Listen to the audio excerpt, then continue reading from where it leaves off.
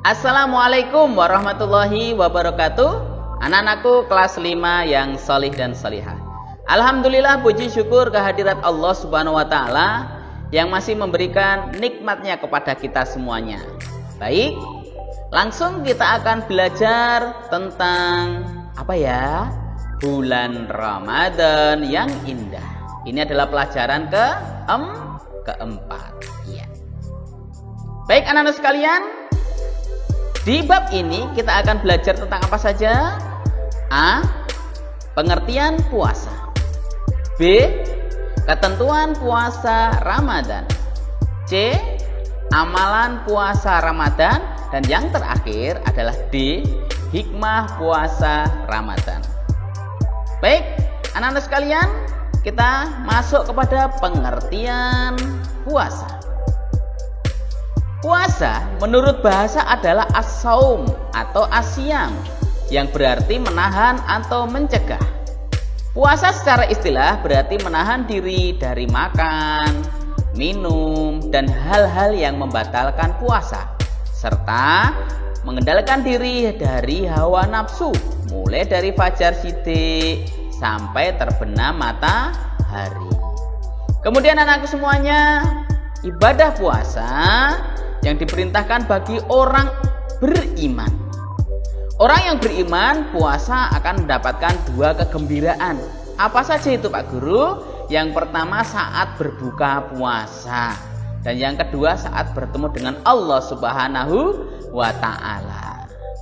Baik anak-anakku semuanya, kita masuk pada yang B, ketentuan puasa Ramadan. Sebagaimana Allah Subhanahu wa Ta'ala sudah berfirman di dalam Al-Quran surat Al-Baqarah ayat 183. Bismillahirrahmanirrahim. Ya ayyuhalladzina amanu kutiba alaikumus siyamu kama kutiba alal ladzina min qablikum la'allakum tattaqun. Yang artinya, hai orang-orang yang beriman, diwajibkan atas kamu berpuasa sebagaimana diwajibkan atas orang-orang sebelum kamu agar kamu bertakwa, la'allakum tattaqun. Kemudian anak sekalian, syarat wajib puasa. Syarat wajib puasa, mungkin ini ada yang bertanya, wah ada gambar orang yang gila. Coba, kenapa ya? Ternyata syarat wajib puasa yang pertama adalah berakal. Jadi orang yang sehat pikirannya, sehingga orang gila tidak wajib berpuasa. Yang kedua, balik atau cukup umur. Yang ketiga, kuat berpuasa. Orang yang lemah karena sudah sangat tua atau sakit boleh tidak berpuasa. Kemudian anak sekalian, syarat sah puasa apa saja? Yang pertama, beragama Islam. Selain orang Islam berarti tidak sah puasanya. Yang kedua adalah mumayyiz, dapat membedakan yang benar dan yang salah. Kemudian yang ketiga adalah suci dari darah haid dan nifas. Syarat ketiga ini khusus bagi wanita atau perempuan ya. Bagi wanita yang haid atau nifas, maka wajib mengganti di hari yang lain sebanyak yang ditinggalkan. Kalau dia meninggalkan 5 hari, maka dia wajib mengganti 5 hari. Kemudian yang keempat adalah pada waktu yang diperbolehkan puasa. Berpuasa di hari raya, Idul Fitri, Idul Adha, dan juga hari Tasyrik itu diharamkan. Jadi tidak boleh. Anak-anakku semuanya yang salih dan salihah, rukun puasa. Rukun puasa yang pertama adalah niat. Ini rukun puasa yang pertama adalah niat. Semua amal tergantung pada niatnya. Puasa Ramadan diniatkan di malam hari sebelum terbit fajar sidik. Boleh dilakukan dengan hati, boleh diucapkan dengan lisan. Kemudian nomor 2, menahan diri dari segala hal yang membatalkan sejak terbit fajar sidik hingga terbenam matahari. Kemudian anak sekalian yang salih dan salihah, hal-hal yang membatalkan puasa. Apa saja Pak Guru? Wah, ini ada teman kita sedang minum ya. Ya, coba kita lihat. 1, makan dan minum dengan sengaja. Jadi sengaja makan dan sengaja minum. Kalau lupa insya Allah tidak apa-apa, diteruskan puasanya. Kemudian yang kedua adalah muntah dengan sengaja. Muntah dengan sengaja ya. Kalau tidak sengaja insya Allah masih boleh meneruskan puasanya. Jadi tidak membatalkan. Kemudian yang ketiga adalah haid dan nifas bagi wanita. Itu juga membatalkan puasa. Ketika sedang puasa siang hari kedatangan haid, maka puasanya batal. Kemudian yang keempat adalah hilang ingatan atau gila. Ini juga membatalkan puasa.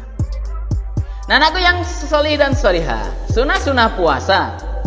Nah, ini sunah-sunah puasa. Kita lihat gambarnya. Satu keluarga sedang berbuka puasa. Kita lihat. Sunah yang pertama adalah makan sahur. Yang kedua, mengakhirkan sahur dan menyegerakan berbuka. Yang ketiga, membaca doa ketika berbuka puasa. Yang keempat, meninggalkan perkataan dan perbuatan yang tidak berguna. Yang kelima, berbuka dengan kurma. Yang keenam, memberi makan untuk berbuka kepada orang lain yang berpuasa. Nah, anakku sekalian, yang ketujuh yang terakhir adalah memperbanyak iktikaf, yaitu berdiam diri di masjid untuk beribadah kepada Allah. Kemudian kita lanjutkan, yang berikutnya adalah doa berbuka puasa. Kita baca bersama-sama. Allahumma laka sumtu wa bika amantu wa ala rizkika aftartu zahabat doma'u wa batalatil uruku wa sabatal ajru insyaallah. Ini doa ketika kita mau berbuka puasa. Kemudian anak sekalian, kita lanjut kepada orang yang boleh tidak puasa. Ternyata ada loh orang yang tidak boleh puasa atau boleh tidak berpuasa. Ya, ini ada gambarnya apa teman-teman? Benar sekali, ini gambar anak sedang sakit. Yang pertama adalah orang yang sakit. Bila ia puasa, dikhawatirkan sakitnya bertambah parah, maka dia boleh tidak puasa. Tapi harus mengqadha di lain waktu, harus mengganti puasa yang ditinggalkan. Yang nomor 2 adalah musafir, orang yang dalam perjalanan jauh, kurang lebih 80.000 km. Kemudian nomor 3, orang yang lanjut usia yang lemah. Orang tersebut diwajibkan membayar fidyah atau mengganti fidyah, yaitu memberi makan kepada orang miskin. Yang keempat adalah orang yang hamil dan juga menyusui, tapi wajib mengqadha atau membayar fidyah. Nah, anakku sekalian, ini adalah cara mengerjakan puasa. Yang pertama adalah saat makan sahur sudah berniat menjalankan puasa Ramadan, atau niatnya di malam hari juga boleh. Yang kedua, 10 menit sebelum waktu subuh sebaiknya berhenti makan dan minum dan hal yang membatalkan puasa, biar tidak batal. Nanti ketika azan masih makan berarti membatalkan puasa. Kemudian 3, waktu maghrib tiba segera berbuka puasa ya, ketika waktu azan maghrib sudah tiba. Kemudian anak yang solih dan solihah. C, amalan puasa Ramadan. Pertama, mengikuti aturan-aturan yang telah ditentukan syaratnya, rukunnya. Yang nomor 2, menahan hawa nafsu. Yang ketiga, mengurangi kegiatan yang bisa membatalkan puasa. Yang keempat, banyak bertilawah dengan membaca Al-Quran. Yang kelima, sholat tarawih. Yang keenam, menjauhkan dari ghibah atau membicarakan orang lain. Yang ketujuh, banyak berzikir. Dan yang kedelapan, bersedekah. Nah, anakku yang solih dan solihah, kita lanjut D, hikmah puasa Ramadan. Ya, hikmahnya di sini ada 5 ya. Yang pertama, kuat memegang amanah. Kedua, mampu mengendalikan nafsu. Yang ketiga, mampu mengendalikan diri. Yang keempat, peduli terhadap sesama, khususnya fakir miskin. Yang kelima, menumbuhkan rasa syukur kepada Allah Subhanahu wa ta'ala. Baik anak-anak sekalian, alhamdulillah sampai juga di penghujung belajar kita. Mari kita mengucapkan alhamdulillahi rabbil alamin. Alhamdulillahi rabbil alamin. Kurang lebihnya Pak Guru mohon maaf. Wassalamualaikum warahmatullahi wabarakatuh.